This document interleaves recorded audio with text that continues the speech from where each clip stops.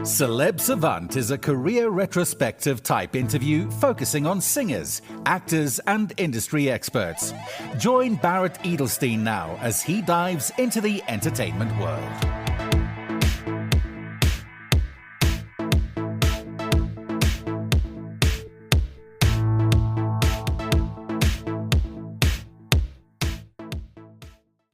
George, Amy and Emma Sheppard are an Australian indie pop trio formed in 2009.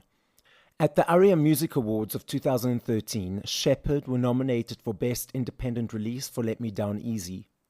At the 2014 ceremony, they were nominated for Album of the Year, Best Group, Best Independent Release, Best Pop Release, Song of the Year, Producer of the Year and Best Video.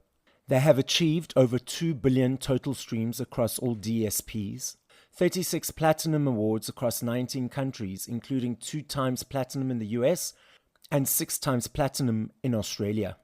They performed at the halftime show for the Nashville Predators versus the Toronto Maple Leafs NHL hockey match in 2023. In 2024, they played the NRL Las Vegas Fremont Street Experience to 20,000 people. They performed at the AFL Grand Final performance. Performances on television include The Jimmy Fallon Show, The Ellen DeGeneres Show, NBC's The Today Show, Live with Kelly and Michael, Radio Disney Awards, and Good Day USA. Sheppard released Bombs Away in 2014, which reached number 2 on the Aria albums charts. They released Watching the Sky in 2018, which reached number 1 on the Aria album charts. They released Kaleidoscope Eyes in 2021, which reached number 2 on the Aria albums charts. And in 2024, they released Zora, which reached number 8 on the Aria album charts. Based now in Nashville, up next on Celeb Savant, we've got Emma, Amy, and George from Sheppard. So how are you guys doing and where are you in the world?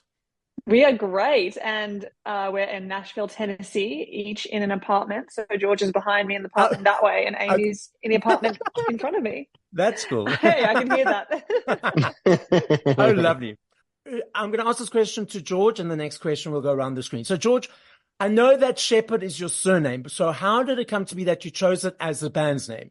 It was a placeholder at the beginning. There were a couple of contenders. I know the Third Culture Kids was probably going to be the name, but at the end of the day, we were kind of like, oh, look, Sheppard, that's who we are. We're a family. It's our last name. It might just be a nice way to like leave our legacy behind. I don't know, whatever that means, but it probably just shows a lack of creativity, really.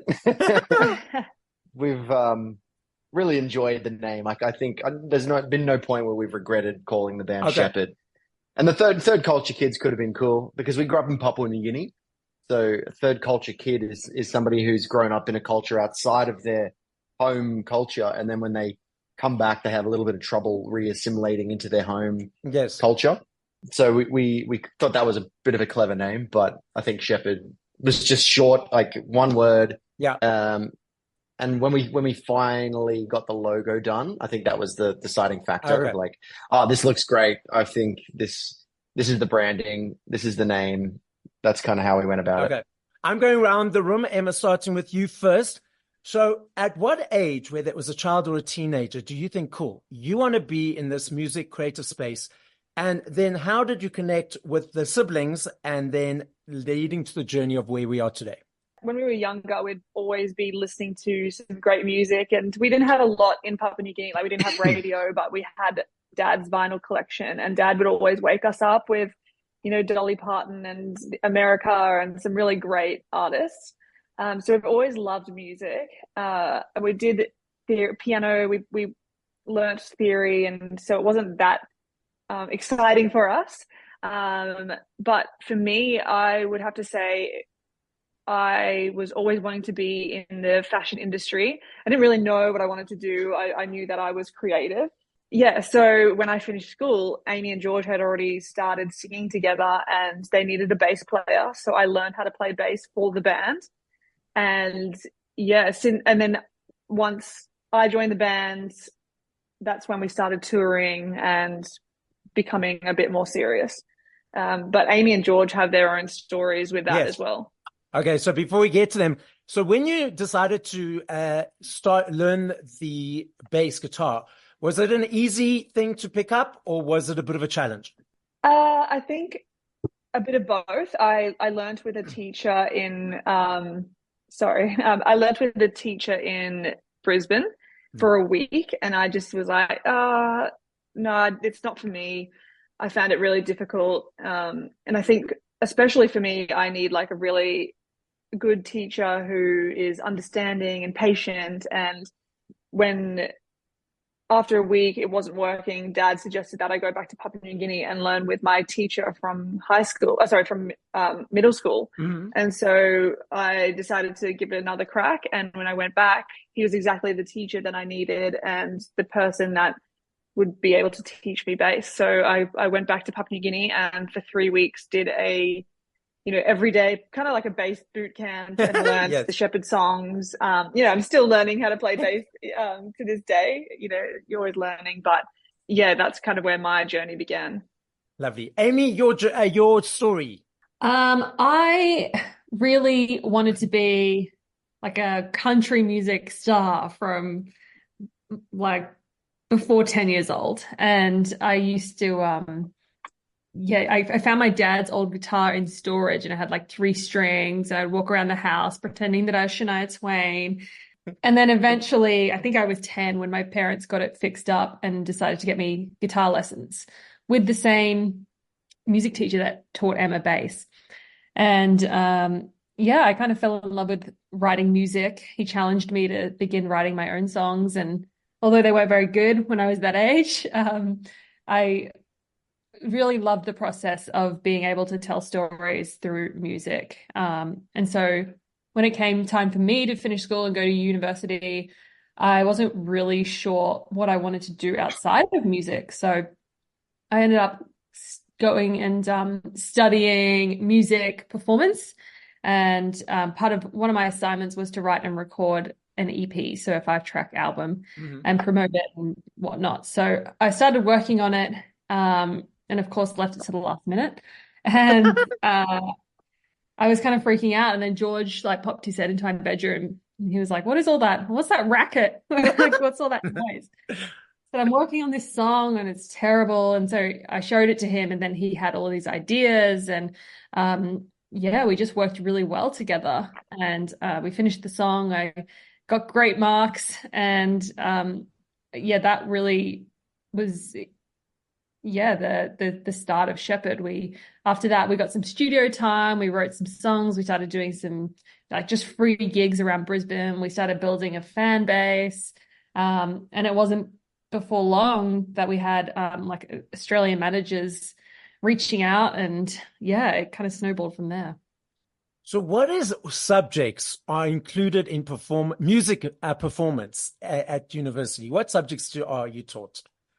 So we were taught music theory, we were taught production, we were taught how to perform, we were taught music business. They're the ones that I can remember, copyright, all those kind of things. So it was pretty interesting. And I was only there for a year because it was more of a, just like a bridging course to go on to university. And I loved it. I learned so much in that year. And after that year, the band really started to take off. So, So when you say teach you how to perform, is that teach you stage presence, how to interact with audience, how to have the energy of the room? Am I correct in my understanding? Yes, that's correct. And and then you had to perform to some of the other students, and they might have been more like business students, and they were all we're all incorporated in each other's assignments, which was a really cool way of doing things. It was really practical. Okay, cool. George, your story. Yes, sir. I was born in Perth, and it wasn't like something that was on my radar where I wanted to be a musician. I was never really had dreams of being a music star. It was just something that I enjoyed as a hobby. And, I taught myself how to play piano like Emma said, we did do the the lessons when we were kids, and Yes. it just wasn't that fun. It was like, you have to hold your fingers like this and not just play. Like there were rules that you couldn't just express yourself. I kind of really enjoyed that element of it. So acting was more my forte. I really enjoyed theater and shooting short films, and like in high school, I did a whole bunch of short films and did all the musicals and plays and whatnot.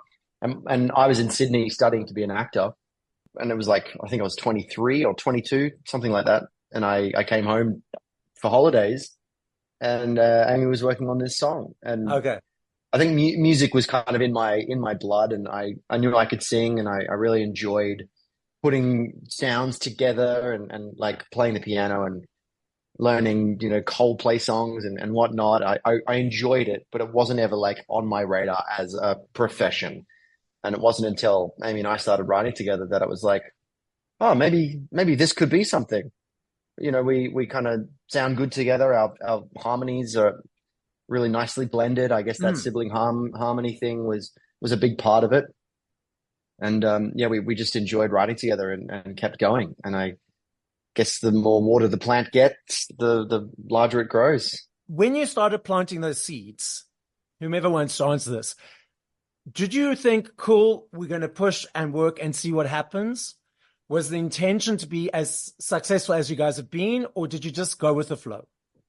I think it's very much we've just gone with the flow, but also that's not to say we haven't dreamed big. I think part of our success has been our naivety of just like, let's just go and see what happens. And I think that's really important, not just for musicians, but for anyone who is sort of starting a business or going into something that turns into something big. I think, sometimes you just have to dive all in and think about any issues later, because that can really hold you back from trying new things or taking risks. So I think that's something that we've always done. It's just like gone all in, and which is why we're here in Nashville at the moment.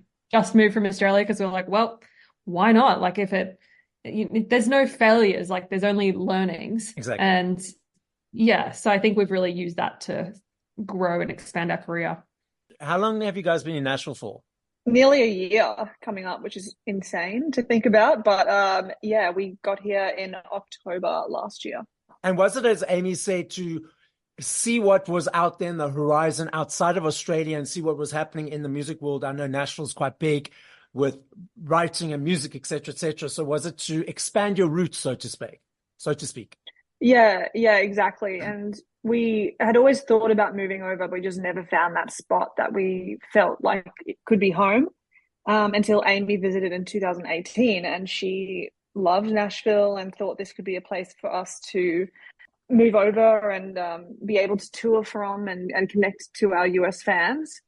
And then, of course, COVID happened. Yes. So we had been talking about moving for a long time. And then once we finally started the visa process and got the visas, we were like, okay, now we've got them. Let's figure this out. Yeah. From 0 to 3 to 4 minutes in creating a song, what motivates it? What invigorates it? Is it easy every time? Is it a similar process or routine? So handing this question over to George, and then whoever wants to add in. Well, I think it's different every time. I mean, songs, they arrive. I don't know how else to describe it. It's not like, it almost feels like we're not responsible for creating them, but they sort of come out of the ether and arrive at our antenna or something like that. There's something more about like there's a source somewhere that we can access. I'm not sure, but I feel like songs will either come out of focus, like there might be like a little guitar line or a chorus idea or even just a title. A title is enough, but you always need like that springboard to kind of go into a collaborative session. It can be really painful going in with no ideas and just sitting there trying to force something out. Like, it's not fun to do it that way. It's always great to have that like special spark of something that's true inspiration. And bringing that into a room is always fundamentally necessary, I think. But it's like a piece of pottery, something that you're slowly building and sort of scraping bits away and adding more and more detail as you go. but it always starts as this like really weird, unfocused blob of something. Yes. And it's about having that vision in your head and hearing where it needs to go, and you slowly carve away at it and just keep adding pieces to it, stripping pieces away, starting again, rewriting a new verse. Oh no, this is not a chorus. This is a verse. Now we need to write a better chorus. It's about sort of rearranging things and experimenting and just having fun with it. Really, it's all about, trying to find that little tickle in your soul that goes like, oh, this is exciting. Like I want to show people this. Like that's where the magic lies. And however that comes about, whatever you do to create that feeling, I think that's the important part of it. And there's no one way to do a song. Yeah. It's always been different, and you're always working with different people, and it's about sort of being in tune and riding that wave of inspiration and creativity, and doing your best and working hard to get it right. I've spoken now to over 250 artists, and so many of them use the same analogy, however, in different words, of channeling, bringing through from the ether their creativity and being the vessel to do so. And when you mentioned pottery, I saw that movie Ghost, and you guys being there, and the ether being the ghost, channeling all the information through to you through the pottery. So it was just a cute, funny analogy when you said the pottery, that movie came to my mind straight away. So, yeah, that's what I feel like it is. It's kind of like some people just have a stronger antenna than other people. And then, we interpret that through our creative spirit, whatever that is, into making the art itself. But that inspiration, that source, whatever that is, it comes from a different place. I totally agree with you on that comment. So you guys reference that you work or collaborate with other artists or writers or producers. Amy, when there's someone new that you haven't as yet collaborated with before, and they come into the room with the three of you, does it take a moment for you guys to get used to their energy and the way they work? Do you dive straight in, or is it a moment of like, oh, let's get to know this person? Yeah, we always liken it to speed dating, because it's just you never know what you're going to get. Sometimes you have chemistry, other times you don't, and you really just have to navigate it in the room. But most of the time, we've had great experiences, and collaborating with other writers is amazing because it gives you another perspective, or like different tricks that they use, or different. It is a different experience, and experience in the way that they songwrite is really helpful. Yeah, we've found that that's been one of our biggest assets for a long time. Like the whole first album, it was just us who wrote it. So my brother, myself, and Jay Bavino, who is our third songwriter in Australia. And we wrote the whole first album, and we were really reluctant when it came to writing the second album to have anyone else in the room, because we're like, we know that this chemistry works. Like, we did such a great job on the first album, we're going to do it again. And then we eventually let somebody trusted into the room, and it worked really well. We're like, okay, maybe this isn't so bad after all, and we can let other people in, and it's going to be better for the whole experience. And a hit's a hit, so it doesn't matter who's on it. Like, let's try and get the best songs. And I think that's it's been part of the best part of our jobs, is like meeting different writers and seeing how they are differently creative to us. I'm going to leave this question to Emma and then ask Amy and George for your perceptions. This is quite an interesting discussion that I have with all the artists I interview, and I'd like your guys' observations. So I love me a CD. I still budget for my CDs every month. I love the aesthetic of holding something, the journey of the choice, the journey of the unpacking, the booklet, the listening from song 1 to 10 or 15. I'm not sure if you're aware that CDs, even cassettes and vinyls, are making a massive comeback. Vinyls alone last year in the UK, 5.9 million copies sold, the biggest since 1990. And cassettes and CDs are also on an upward trajectory. I was reading an article a couple of months ago, and it was saying that in the UK, there's a basket of goods that they analyze prices for tax purposes in some way. And vinyls have been in that basket for the longest time. But because now of the upsurge of CD sales, CDs have been put back into this basket because of their popularity again. But then we've also got these streaming platforms that people consume music on. Emma, you first. What are your observations of the landscape at the moment? Yeah, for streaming, it's good and it's bad. Yeah. I think, it's great that anybody could put their music out there and be heard and all of that. But then also the music industry is very saturated with a lot of music, and it's harder to get your name out there. We were lucky with Geronimo as well, because that was just before Spotify came out, I believe, right, George?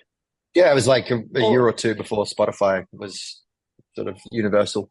I think there's good pros and cons to it. And it's interesting you say that about the CDs, because I was just thinking, like, who buys CDs these days? Like, I know vinyl back, and I've actually got our vinyl here. Yes.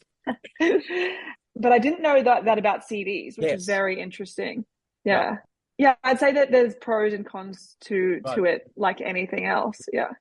And just to add in before we go to Amy, that the stats are showing it's the teenagers and early 20s that are buying it, not the older people who are now nostalgic. It's the teenagers and early 20s who are saying, I want something physical. I don't want everything always on my phone. I'm sick of that experience. Amy? It's like going full circle. Yes, exactly. Yeah. Amy? Yeah. Anything to add? Yeah, I think that's really interesting. I didn't realize that either, but I think it's important for artists to have lots of different ways that people can consume music. I don't think there's one way anymore. You have to be accessible from multiple different platforms, and you have to be very versatile as a musician these days. For Zora, we even have it available on cassette, because that's been a really interesting collectible item. Yeah. I think even more so, like when we at our shows, we try and sign our CDs, so that's like an extra incentive for fans, because they, as you said, they get something physical, it's signed, it's personal, we write their names on it. And so, yeah, I think that's really important as well. And it's great because it's just another way that we can get our music out there and also build revenue so we can continue touring. It's been great and hard for us as well, because we get put into a lot of a lot of playlists on Spotify, which is amazing because our songs get heard. But I feel that people then listen to a playlist and they might love the songs, but don't necessarily see who sings them. So that's been hard for us navigating that. George, anything to add? Yeah, I'm in Camp CD with you because I feel like it's nice to be able to cherry pick singles and, just be able to search any song that you've ever known and have it in a couple of seconds. But there's something spiritual, like you said, about an exchange of, here is a body of work that the artist has created, and they've like crafted it meticulously to be this listening experience from start to finish. Let's not butcher that up and like carve it up into something that they didn't intend. Let's listen to it from start to finish and have that experience that it was intended to be listened to as. I feel that has kind of been lost over the years, and it's nice to know that the young kids coming through nowadays are bringing that back somewhat, and they understand the importance of what the artist has created, and they want to be able to hold that physical thing in their hands. And I think it's really cool. But also what the girls are saying of like the fact that streaming has made music so accessible is very cool. And the fact that we're living in that day and age is really special. But I don't think you could ever substitute listening to a CD or a vinyl or a cassette, from start to finish and having that whole experience. And also the sound quality. So I was living overseas and I came back a few years ago. And last year I wanted to buy a CD player because to listen to my CDs. And everyone's like, there's no way you're going to find a CD player anywhere. You can't get them, etc., etc. In South Africa, there's a platform called Take a Lot, which is similar to Amazon, but slightly different. And I went to check, and there were so many options for me to choose from. I had to narrow it down and narrow it down again. I eventually got the player. And the point I'm trying to make is that when I listen to songs on the CD compared to on Bluetooth from streaming platforms, the sound quality is completely different. So I've got my streaming subscription. So on the CD player, when I listen to that same song off of the Bluetooth from that platform compared to listen to the CD feels like you're engulfed into a sound wave of magnificence. It's so fantastic. But when you listen to it from the streaming platform, it feels like dull and squashed and flat compared to that. And so many people especially of the younger generations, don't have that experience of that envelopment of sound. So hopefully some of those people will start to experience the sound quality of listening to it on the physical. So you guys referenced your latest album, Zora, so tell us more. Yeah, so Zora was kind of born out of a dark time in our lives, and I mean, COVID was a big part of that. We released our previous album, Kaleidoscope Eyes, right in the middle of lockdowns. Yeah, because we spent the whole majority of 2020 working really hard and writing and releasing and shooting videos, and our plan was we'll keep ourselves busy by writing and releasing a song every month of 2020. Even though the world shut down, that's okay. We can still work. We can still get music out to our fans. And then at the end of it, we'll have 12 songs that we'll put into an album. And by February 2021, surely COVID's going to be over and we'll be able to tour it. Yeah. As we know now, that didn't go to plan. And COVID was still very much a thing in February of 2021. And we released this album, and it was essentially like, there it is, and we can't tour. And that, as any artist will probably tell you, touring is the greatest part of any album cycle, because it's the culmination of all the hard work, and it's the point where you get to connect with the fans and go out there and meet everybody and hear the stories and how it's affecting people's lives. And you get that feedback, which, you know, most artists crave. It's like, you like the music, tell me about it. Like, how is it affecting you, and what's the vibe? Like, you don't get that from just looking at streaming numbers and reading comments on social media. It's like by being at the shows, seeing people singing the music. We didn't get any of that. So to try and make ourselves feel better, we just went straight into writing the fourth album. We didn't know what it was going to be about. We didn't know what the songs were going to be trying to say, but we just started writing. And the further and further we got into the process, we realized that a lot of the songs were about, you know, holding on through the dark times and waiting for that sunrise to come and warm up the day again. And it's not forever. Like, hard times never last. It's always going to be a new dawn. Like that theme of resilience and hope, I think, was kind of permeating through a lot of the songs. And we realized that that's what the album was going to be about. And when it came time to naming the album, we'd taken a lot of inspiration from our grandma, our Croatian grandma, who had fled. She was a refugee, and she'd fled war-torn Yugoslavia and landed in Kalgoorlie, of all places, which is a small mining town in Western Australia. She didn't speak a word of English. She never saw her family again. She's had a very tumultuous, turbulent life full of these really tragic situations, but she still remains the most resilient and hopeful and positive and, you know, full of love person that we've ever met in our lives. And we're not sure how she does it, but it's like a superhuman ability to love. And we just remembered her a lot during these times, and how she manages to keep a smile on her face, and to pay homage to her and, you know, her legacy and our Croatian heritage. When it came time to name the album, we looked up what dawn was in Croatian, and Google Translate, lo and behold, it came up as her name, Zora. Oh, wow. Just a complete coincidence. And we were like, our jaws hit the floor. We thought it was a glitch at first. You know, we couldn't believe it. And we were just like, that's serendipity. We got to choose that. Oh, the name's chosen us. You know, that's the name of the album. It was just too perfect. So that was like the theme and the aesthetic of the album was this beautiful golden warm embrace of a new dawn. And, you know, being able to put our grandma's name to it was just the cherry on the cake. I was listening to the album and a lot of the songs, and it's very uplifting, and it's warm, and it feels like you're giving a hug to everyone. It's really awesome. So thank you for that. I'm glad that comes across. George already referenced the feedback regarding the albums and the connection with the audience. Emma and Amy, do you have anything to add regarding what else you guys enjoy about performing live? Yeah, I just think it's like the energy in the room. It's the best part of our jobs. And it takes so long to tour and like to get to these places. And once you're there, it just feels like a huge celebration. And you just can't match that energy anywhere else. Live music brings people together in such a unique way. And whether it's a happy song or a sad song, it just makes you remember that you're not alone. And especially during these dark times, you can remember back to this special place of connection. And I just feel so grateful that this is our jobs and we get to connect with people for a living. And I think that's really special and unique.